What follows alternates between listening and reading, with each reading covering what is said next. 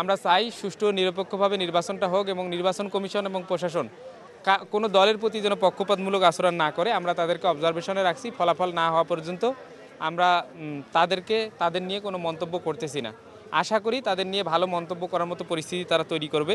আমরা সংক্ষেপে কিছু অভিযোগ বলছি। সকালে ভোটের শুরুতেই সিরাজী ভবনে শিক্ষার্থীদের চিরকুট নিয়ে প্রবেশে বাধা দেওয়া হয়। বিশেষ করে আমাদের চিরকুটগুলো ডিনসে রবীন্দ্র জগদীশচন্দ্র বসু ভবন একাধিক জায়গায় এমন ঘটনা ঘটছে। অথচ নির্বাচন কমিশন থেকে বলা হয়েছিল যে চিরকুট নিয়ে যেতে পারবে। দুই ছাত্রদল আধিপত্যবাদ বিরোধী ঐক্য প্যানেলের অনেকেই 100 গজের ভিতরে গিয়ে চিরকুট প্রদান করে ভোটারদের ম্যানিপুলেট করেছে। 100 গজের ভিতরে কারো যাওয়ার অনুমতি ছিল না।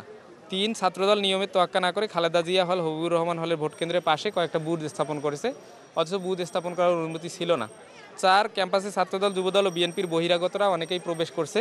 আপনারা গতকালও দেখেছেন তাদের কেন্দ্রীয় সাংগঠনিক সম্পাদক সহ আজকেও অনেকে যারা ভোটার এবং প্রার্থী না তারাও আসতেছে। এবং তারা ছাত্রদলের কেন্দ্রীয় সাংগঠনিক সম্পাদক ক্যাম্পাসে বসে থেকেই গুজব ছড়াচ্ছেন, অথচ তিনি এই ক্যাম্পাসের ছাত্রও না, এই ক্যাম্পাসের ভোটারও না। অথচ তিনি এই বিশ্ববিদ্যালয়ের ছাত্ররা জামাত নাকি অস্ত্রের ট্রেনিং দিচ্ছে, ক্যাম্পাসে নাকি ছাত্র শিবিরে বহিরাগতদের প্রবেশ করানো হচ্ছে, এসব অপপ্রচার তিনি চালাচ্ছেন। আমরা আশা করি তিনি যেহেতু বাইরের স্টুডেন্ট, ডাকসু নির্বাচনের গুজব ছড়িয়ে তিনি যেন পরিবেশ নষ্ট না করে। গতকাল রাতে নীতিমালা ভঙ্গ করে দেয়াল লিখন হয়েছে।